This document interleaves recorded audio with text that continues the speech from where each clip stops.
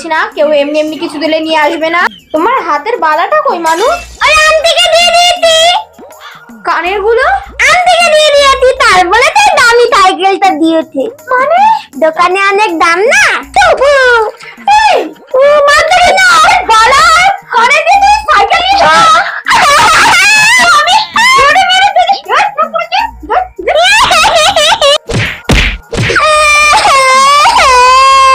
আজকে সেই বাচ্চাটা না, বাচ্চাটাকে আজকে বোকা বানাতে হবে। দেখো আমার মা মেরে এই অবস্থা করেছি।